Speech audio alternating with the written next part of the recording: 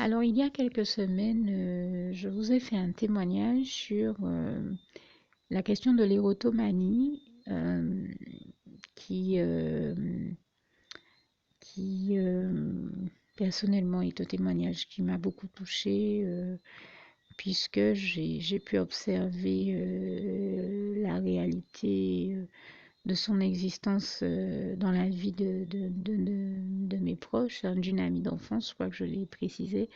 Et bien sûr, parce que c'est une amie d'enfance, c'est un cas qui m'interpelle et m'interloque, puisque l'aurait fait le cas d'un ou d'une inconnue.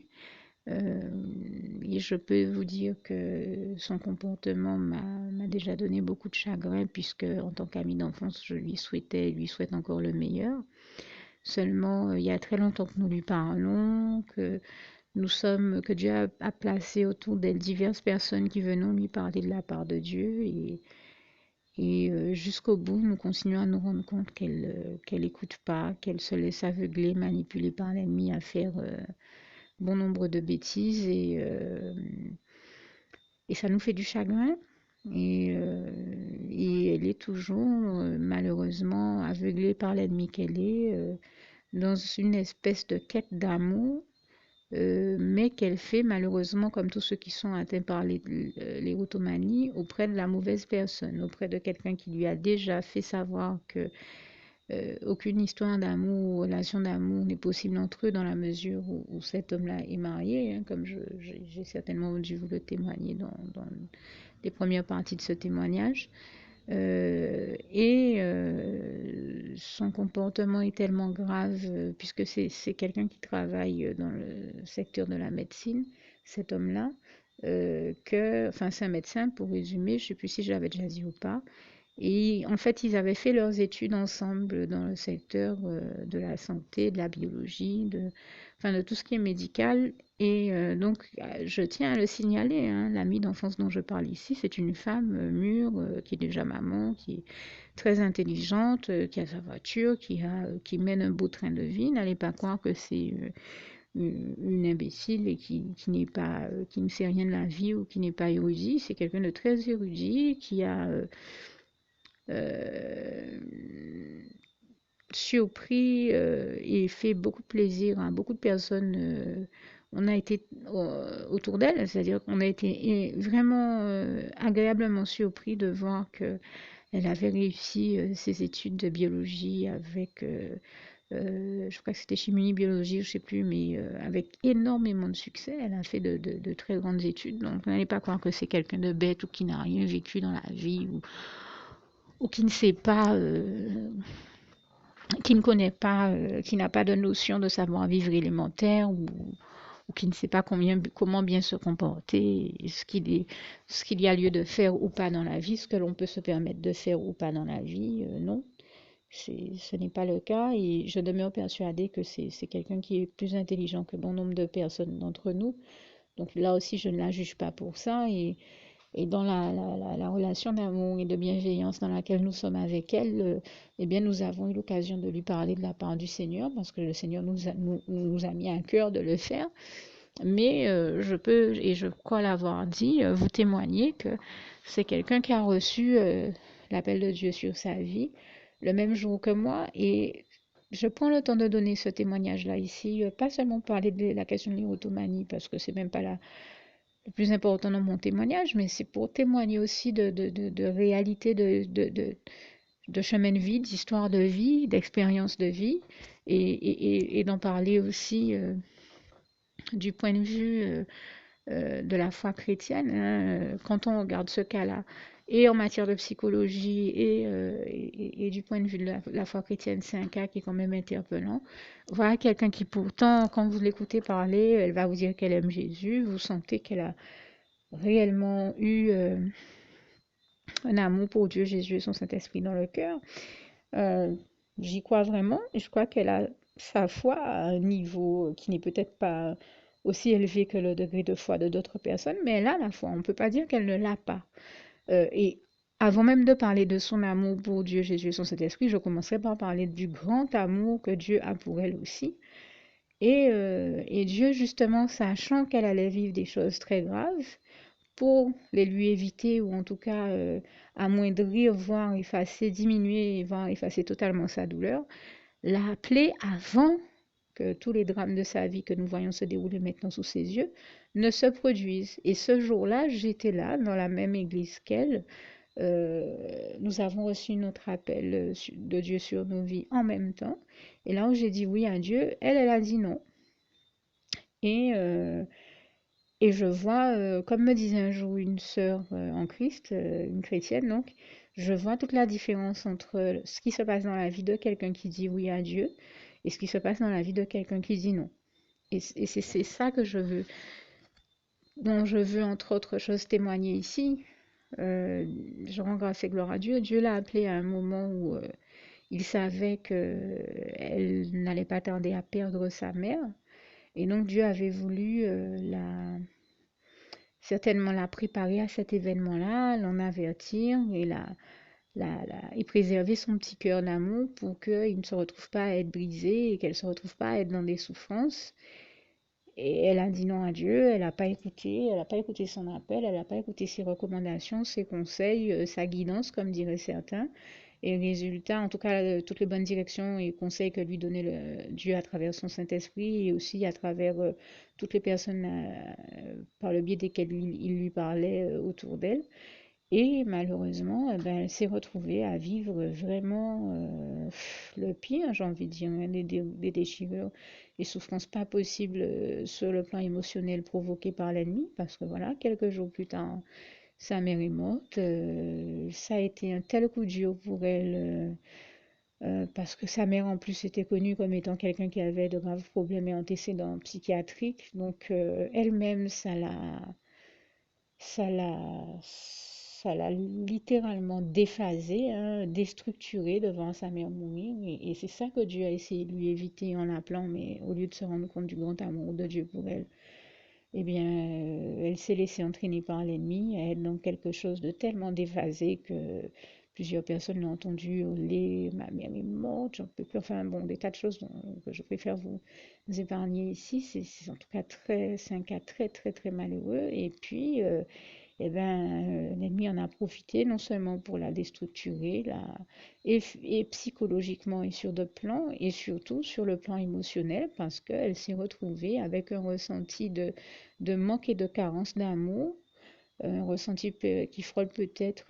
ce que ressentent les personnes qui sont abandonnées, elle s'est ressentie totalement abandonnée dans cet amour-là, alors que si elle avait laissé Dieu la sauver, qu'elle lui avait dit oui et qu'elle avait laissé Dieu la sauver et l'aimer, disons que lui a sauvé la vie, puisque de toute manière elle est encore en vie, mais elle n'a pas la qualité de vie qu'elle aurait si elle avait dit oui à Dieu et qu'elle s'était laissée aimer par lui, qu'elle était venue sincèrement, qu'elle avait sincèrement ouvert son cœur à Jésus et qu'elle était venue, qu'elle avait dit oui et accepté qu'il la prenne dans ses bras d'amour pour la protéger de tout ce qu'il savait qui allait se produire dans sa vie. Et malheureusement, quand c'est comme ça, eh bien, on voit le diable amener ces personnes-là dans des souffrances et des moments difficiles et ça va crescendo. Puisque ben, plus la personne traîne à venir à Dieu, et ben, plus le diable fait tout pour qu'elle n'y vienne pas et provoque des soucis, des événements douloureux, négatifs, des malheurs, des problèmes dans la vie de la personne. Et c'est le cas donc de cette jeune femme dont je parle.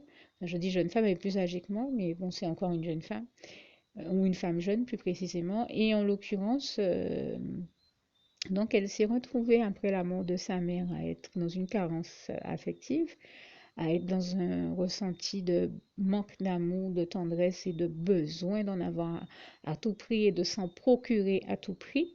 Et au début, c'était peut-être quelque chose de léger, mais je demeure persuadée que si elle était venue à Dieu, à Jésus, à son Saint-Esprit, et qu'elle lui avait sincèrement ouvert son cœur, elle aurait vu comment ce merveilleux amour de Dieu, de Jésus-Christ et de son Saint-Esprit pour nous comble de bonheur au point que toute sensation, tout ressenti de manque d'amour, de tendresse disparaît parce que, comme je le disais dans un autre témoignage, l'amour que Dieu nous apporte est d'une telle qualité que c'est un amour d'une qualité qu'on ne retrouve nulle part ailleurs, chez personne d'autre autour de nous et dans la manière de nous aimer de personne d'autre autour de nous. Dieu seul sait exactement de quelle dose d'amour on a besoin, comment, à quel moment, comment nous la donner et comment nous aimer du meilleur amour qui soit, c'est-à-dire l'amour qui nous convient le mieux et qui convient exactement à nos besoins. Lui seul peut répondre à tous nos besoins, que ce soit des besoins matériels, professionnels,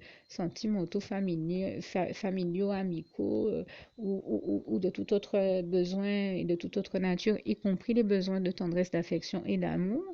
Et malheureusement, en disant non à Dieu, elle est passée à côté de cette réalité-là et elle est passée peut-être à côté précisément de l'amour qu'il lui fallait, des brins d'amour de Jésus et du seul amour qui aurait pu l'apaiser, puisque Jésus remplit nos cœurs de sa paix, la paix du Christ, et je lui en rends grâce et gloire, et qu'avec cette paix-là, Jésus nous offre non seulement un apaisement, mais une sérénité d'une telle qualité que on ne le trouve nulle part ailleurs, et je pense ainsi à ce passage d'Ésaïe 30, verset 15, qui en décrit là encore très bien la réalité. N'hésitez pas à le lire dans vos Bibles. Et elle aurait aussi goûté à cette qualité d'amour que l'on ne retrouve que chez Dieu, dans les bras d'amour de Jésus et dans l'assistance et la consolation qu'offre aussi le Saint-Esprit, lui qui est le meilleur de tous les consolateurs. Je pense à ce passage de Jean. Alors je pense à vraiment, je sais que c'est écrit en Jean 14, 15, 16, c'est dans ces passages-là où Jésus nous dit que il ne nous a pas laissés seuls et orphelins, mais qu'il nous laisse le Saint-Esprit, le meilleur des consolateurs, et qui nous conduira dans toute la vérité. Et j'en rends grâce et gloire à Dieu. Je pense notamment, je crois, au passage de Jean 15, versets 13 à 16. Et je pense aussi à ce passage du psaume 34, vers les versets 8 à 10, qui dit Sentez, voyez combien l'Éternel est bon, et je lui rends grâce et gloire, parce qu'il est celui qui nous délivre de toute souffrance, de toute détresse et aussi de tout manque, puisqu'il est là aussi écrit dans ce passage J'ai crié à l'Éternel et il m'a délivré de toutes mes détresses, au verset 5, mais aussi du verset 13 à 20. Vous aviez là encore un très très beau passage de ce si beau psaume 34, où il est écrit que quand un juste crie à l'Éternel, l'Éternel entend, il le délivre de toutes ses détresses, l'Éternel entend ses cris, en tient compte, le sauve, le délivre de toutes ses détresses, de toutes ses souffrances, et j'ai envie de dire, comble aussi tous ses besoins, et répond à tous ses besoins, pourvoit à tous ses besoins, mais comble aussi tous ses besoins d'amour, de tendresse, et je demeure persuadée que si elle était venue à Dieu, qu'elle avait fait cette sainte démarche qui est de dire oui à Jésus, de lui ouvrir son cœur et de lui dire oui, qu'elle l'avait accepté comme son sauveur personnel, puisque moi je l'ai fait et je vois bien que je ne vis pas, que Jésus me protège de tous les drames que j'aurais pu avoir à vivre. Alors je ne dis pas que nous avons une vie où tout est rose et où tout se passe bien au quotidien, mais en tout cas Dieu fait en sorte que les choses se passent pour le mieux. Et je lui rends grâce et gloire pour ça. Et son amour nous protège du pire. Un pire dont elle n'est pas protégée puisqu'elle a refusé elle-même l'amour de Dieu, en quelque part la protection de Dieu. Et je me dis c'est terrible parce que c'est précisément le meilleur amour. Et donc elle s'est privée elle-même du meilleur puisque Dieu est le meilleur et que lui seul, comme j'ai l'habitude de le dire et de l'écrire, peut nous faire expérimenter le meilleur. Donc elle s'est privée elle-même du meilleur amour qui est l'amour de Dieu pour nous, Dieu qui est le meilleur. Et c'est l'amour qui, comme j'ai l'habitude de le dire, c'est l'amour qui est de la meilleure et de la, j'ai envie de dire, plus bonne qualité qui soit. Donc c'est le meilleur amour, le plus beau, le plus intense, le plus immense et le seul qui soit éternel, comme ce passage de Jérémie 31, verset 3 nous en stipule là encore bien la réalité. De loin, l'Éternel se montre à moi et il me dit, je t'aime d'un amour éternel, voilà pourquoi je te conserve ma bonté. L'Éternel, notre merveilleux Dieu d'amour, qui est aussi celui qui fait tout pour que nous soyons heureux et épanouis. Dans tous les domaines de nos vies, et je lui en rends grâce et gloire. Et ce passage de 3 Jean, verset 2, que je vous invite à lire, le démontre là aussi très très bien. Et malheureusement, en disant non à Dieu, elle s'est privée exactement de tout ce dont elle avait besoin, notamment de faire l'expérience du meilleur amour qui soit, du plus bel amour qui soit, et de l'amour qui est de la meilleure qualité, qui vient combler tous nos désirs, tous nos manquements, nos manques notre ressenti de manque d'amour et de tendresse. Et donc, si elle avait dit oui à Dieu, à Jésus, à son Saint-Esprit, je sais que dans les bras d'amour de Jésus, elle aurait trouvé le bonheur et elle aurait justement trouvé cette qualité d'amour qui lui manque, qui l'aurait totalement comblée. Et je demeure persuadée qu'elle ne serait pas dans cette situation de se retrouver à voir que le diable développe chez elle, au lieu que ce soit ses dons et talents, parce que Dieu développe les dons et talents qu'il a placés en nous, nos intelligences et tout ce qu'il a placé de bon en nous, le trésor d'amour, d'inventivité, de créativité, et tout ce qu'il y a de positif d'autre qu'il a placé en nous et toute la gloire lui en revient encore. Et bien, donc Dieu développe tout ce qu'il y a de positif, de bon à développer en nous, alors que le diable, malheureusement, lui développe tout ce qu'il y a de négatif. Et qu'est-ce qu'il a fait? Eh bien, non seulement il l'a amené à dire non à Dieu, il l'a amené petit à petit à la rébellion, à se détourner de Dieu et à vivre, au lieu de vivre les bénédictions de Dieu, à en vivre les malédictions.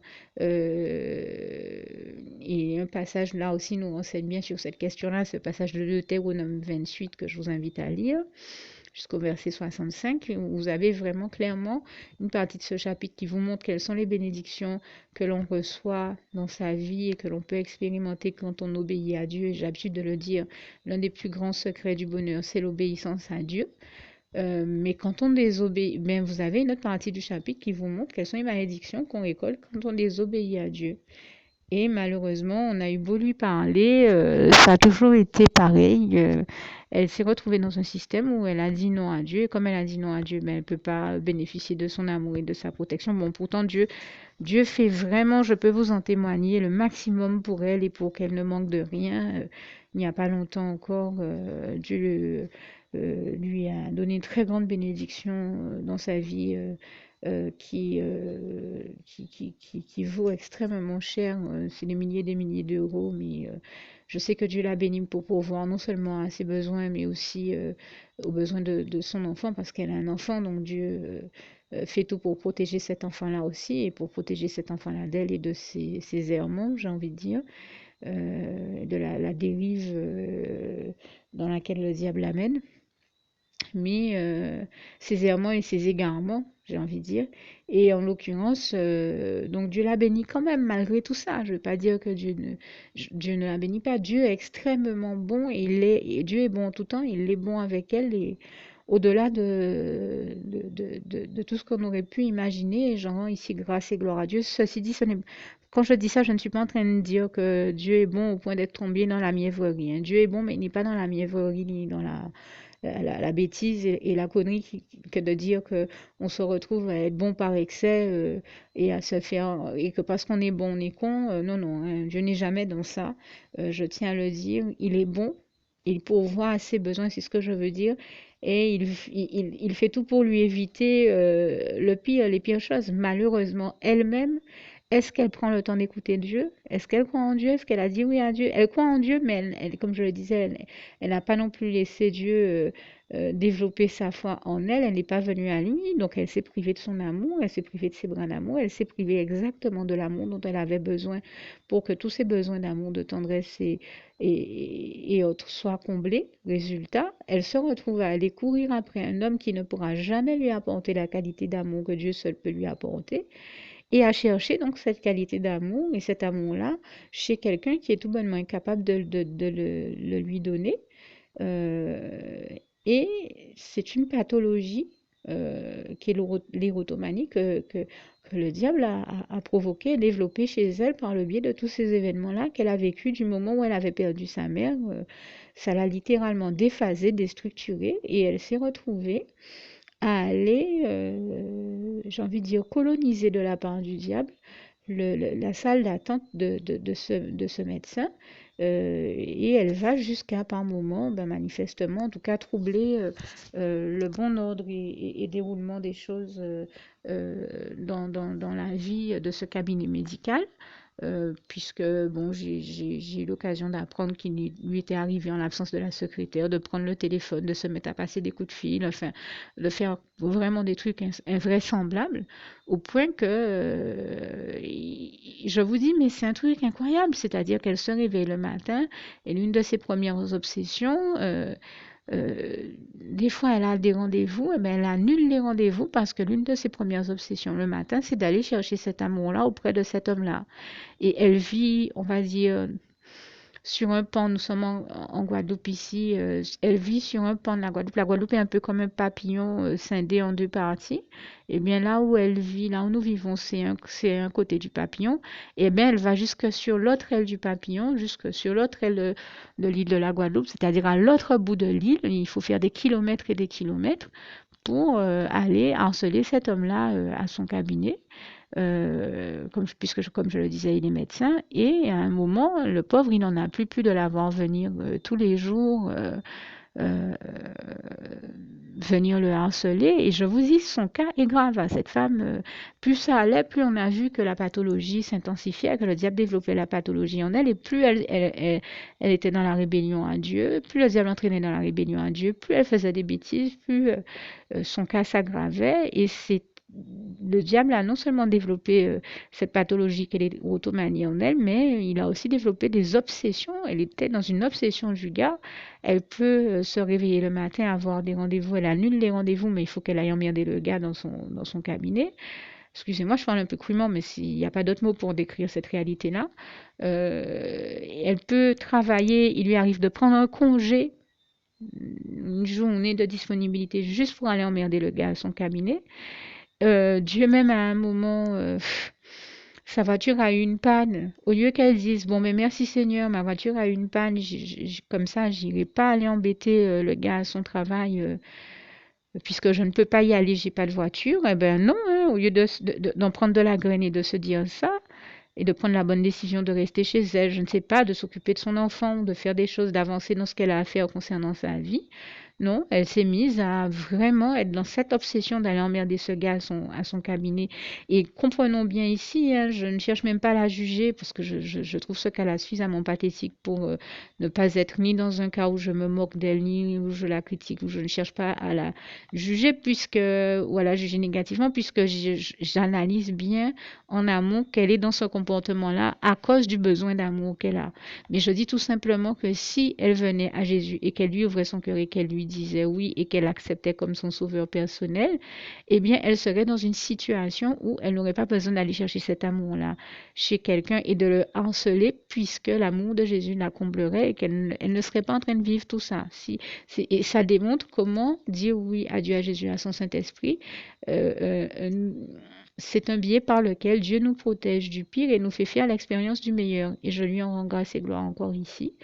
Et d'ailleurs, pour tous ceux et celles qui ne l'ont pas encore fait et qui en ressentent eux aussi le besoin de venir se mettre à l'abri de ce monde cruel dans les bras d'amour de Jésus et de connaître le véritable bonheur de l'expérimenter dans les bras d'amour de Jésus et qui n'auraient pas encore adressé au Seigneur Jésus cette prière par le biais de laquelle on accepte le Seigneur Jésus comme son sauveur personnel et qu'on lui dit oui, eh bien, je vais rajouter cette prière à la fin de ce témoignage. Donc, je referme ici cette parenthèse et je disais donc que je demeure persuadée qu'elle aurait goûté à ce si bel et merveilleux amour de Jésus et qu'elle ne se retrouverait pas à vivre le pire de tout ce que le diable a cherché à planter et développer en elle. Et c'est terrible parce que c'est quelqu'un que je connais depuis plus de 20 ans. Elle n'avait jamais été dans ces comportements-là. Et je vous le dis, c'est depuis l'amour de sa mère, depuis que elle n'est plus là et donc elle n'a plus l'amour de sa mère aussi, qu'elle se retrouve à vivre une situation de manque d'amour et elle est prête à faire un peu comme un drogué qui serait dans une dynamique de faire n'importe quoi pour se procurer de la drogue, et bien elle est dans une dynamique de faire n'importe quoi pour avoir de l'amour et au point de se laisser conduire par le diable dans ses obsessions, au point de prendre des journées de congé, de se faire arrêter à son travail juste pour aller emmerder l'autre gars à l'autre bout de l'île dans son cabinet médical. Et je vous disais, donc un jour sa voiture a été en panne et je me suis dit, moi dans mon cœur, super, comme ça elle ne pourra pas aller l'embêter. Eh bien mon œil, qu'est-ce qu'elle a fait? Elle a choisi de prendre le bus, mais elle est montée à l'autre bout de l'île pour emmerder le gars. Et quand elle a vu que ça devenait pénible de prendre le bus pour aller jusque-là, que c'était un périple quand même pas possible, eh ben, elle a choisi d'aller jusqu'à louer une voiture spécialement pour aller emmerder le gars. Mais lui, il n'en a plus pu et là, il a vraiment, il l'a averti certainement, il l'a sommé d'arrêter ça, sinon il serait obligé de faire ce qu'il s'est bien retrouvé à devoir faire. Il lui a très certainement dit au nom de l'amitié que nous avons eue, parce que nous avons quand même eu une amitié quand nous faisions nos études ensemble. Enfin, je pense qu'ils se sont certainement aimés, mais c'est une histoire qui s'est terminée quand ils étaient plus jeunes. Depuis, ils ont chacun fait leur vie de leur côté, en plus même pas dans le même pays. Lui, de son côté, a rencontré la femme qui est devenue son épouse, avec qui il est marié et avec qui il a certainement des enfants. Elle-même, de son côté, a rencontré le père de son enfant, avec qui malheureusement ça n'a pas marché et elle se retrouve seule. Et tout simplement, l'ennemi l'a amené à se dire, j'ai besoin d'amour, eh ben, je me retourne vers le premier amour que j'ai connu. Oui, mais entre-temps, c'est une histoire d'amour qui était terminée depuis longtemps, puisqu'entre-temps, chacun a fait sa vie, elle comme lui. Et simplement, lui, il est marié, certainement avec enfant, et il n'a pas arrêté de lui dire que l'histoire d'amour entre eux n'est pas possible, et elle n'a jamais voulu l'entendre, au point de le harceler au quotidien, de venir le harceler au quotidien dans son travail. Et lui, à un moment, n'en a plus pu, puisque ça perturbe, ça n'est pas sans conséquence sur sa vie ni sur la qualité de son travail, ça perturbe le bon déroulement des choses dans son cabinet médical. Donc, il a dû appeler la police et ce qui est terrible, et là où on voit que c'est vraiment l'ennemi qui l'a poussé à agir ainsi, c'est que elle l'a déclaré, elle a dit que même comme ça, avec les menottes au poignet, euh, elle sent qu'elle n'a toujours pas ce qu'elle est venue chercher, donc puisqu'elle est venue chercher une dose d'amour qu'elle n'obtient pas en retour, donc elle sait qu'elle va recommencer. Elle le dit déjà, elle l'a dit devant la police, c'est pas ça qui va l'arrêter, elle va recommencer encore. Je me suis dit c'est quand même terrible et c'est vrai qu'on a prié pour elle, on n'a pas fait que prier, on lui a parlé, on l'a ménagé, on a essayé de la ménager, de lui parler, et non, il y a rien eu à faire pour l'arrêter. Et je prends le temps ici de parler de tout ça. Peut-être que j'ai déjà évoqué des éléments que j'avais déjà évoqués dans les premières parties de ce témoignage, mais je prends le temps aujourd'hui. 16 mars 2016 de venir reparler de ce sujet et de ce cas et témoigner de son évolution en réalité, parce qu'entre la dernière fois où j'ai témoigné et aujourd'hui, les choses ont évolué. Et je me suis dit, ben, le minimum que je puisse faire pour aller au bout de mon témoignage, c'est de parler de l'évolution des choses. Hein.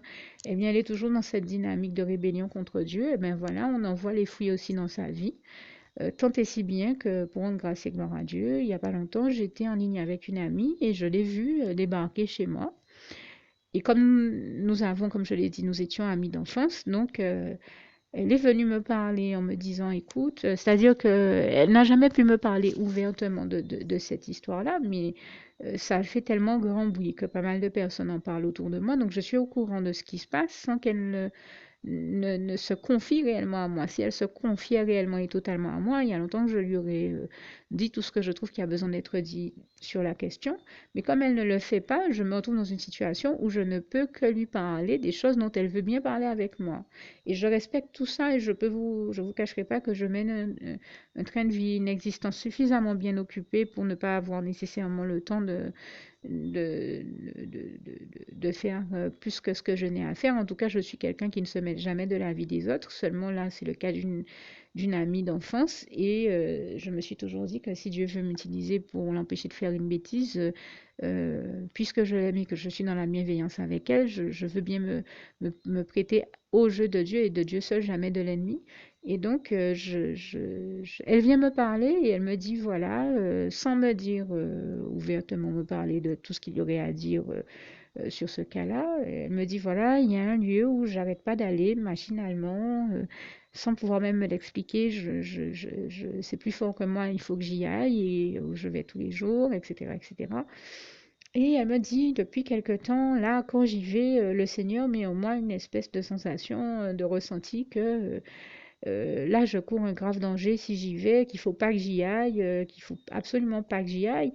Mais moi, c'est plus fort que moi, j'ai besoin d'y aller et c'est plus fort que moi, il faut que j'y aille. Et quand elle m'a dit ça, Je lui ai répondu calmement. Alors, on prend un temps, on se pose, on discute, machin, on parle à tête reposée, au calme, et je lui ai dit, écoute, ce que tu dis là est quand même interpellant. Hein, pose-toi les bonnes questions. Pourquoi est-ce que Dieu met en toi cette sensation de danger ou que tu encours un danger si tu y vas? C'est qu'il y en a réellement un. C'est pas par hasard si Dieu te fait ressentir ça. Et si tu le ressens, donc c'est très bien, c'est que tu as ressenti ce que Dieu te cherche à te faire ressentir pour te faire comprendre que maintenant il faut que tu arrêtes, il faut que tu arrêtes d'aller là parce que de toute manière ce que tu recherches en y allant, c'est pas là que tu vas pouvoir le trouver. Donc il faut que tu arrêtes d'aller là parce que ce n'est pas bon pour toi et que en effet tu encours certainement un danger si tu continues à y aller. Donc tiens compte de ton propre ressenti, de ce que Dieu te fait ressentir et ne va pas toi-même aller te mettre dans une situation problématique et génératrice de danger et de souffrance, de problèmes dans ta vie. Et là, elle s'est levée. Elle m'a dit, bon, moi, je pars parce que je ne peux pas entendre ça, je ne veux pas entendre ça, ce n'est pas ce que je voulais t'entendre dire, et moi, c'est bon, je pars. Mais entre-temps, j'avais demandé à la première amie avec qui je discutais de m'attendre 2 minutes, que l'autre venait de débarquer chez moi à un moment où je ne m'attendais pas et que je ne pouvais pas raccrocher sur la première comme ça, alors qu'on était en train de discuter de quelque chose de très important. Mais dans la concentration sur ce que j'avais à lui donner comme bon conseil de la part du Seigneur dans notre conversation, j'en avais presque oublié que j'avais demandé à l'autre de ne pas raccrocher puisque je sentais bien que ça n'allait pas prendre beaucoup de temps avec la seconde qui est arrivée, qui a débarqué sur moi et avec qui je n'avais pas le rendez-vous, je le précise, mais j'ai pris le temps de la recevoir et de lui donner tous les bons conseils que j'ai pu de la part du Seigneur, en tout cas celui de lui dire d'arrêter d'aller là parce qu'elle va s'attirer elle-même des problèmes. Euh, mais par correction, je suis quand même restée en ligne avec l'autre en lui demandant de ne pas raccrocher. Mais j'ai quand même essayé d'être le plus discrète que possible. Je crois que j'ai quand même couvert le téléphone avec quelque chose, un linge que j'avais à la maison, à la main ou je sais plus trop quoi. Malgré ça, donc l'autre m'a dit qu'elle veut pas entendre ça et elle est partie. Et quand j'ai repris la personne avec qui j'étais donc en premier lieu au téléphone, elle m'a répondu, euh, ouais, tu as dû couvrir le téléphone pour que j'entende pas, mais moi j'ai entendu. Je sais que c'est un tel qui t'a parlé et je constate de moi-même qu'elle est encore dans la rébellion avec Dieu, que Dieu a beau lui donner les meilleurs conseils à travers toi et lui dire de ne pas faire de bêtises, elle trouve le moyen de te répondre qu'elle ne veut pas entendre ça. Mais qu'est-ce qu'elle veut entendre? Elle comprend pas qu'elle va se procurer des problèmes à elle-même. Elle comprend pas que là, que si elle continue, elle court au pire. Et en fait, au lieu de l'entendre et de le comprendre, eh ben, ce qui devait arriver arriva et c'est ce que je vais continuer à vous témoigner dans la suite de ce témoignage ici.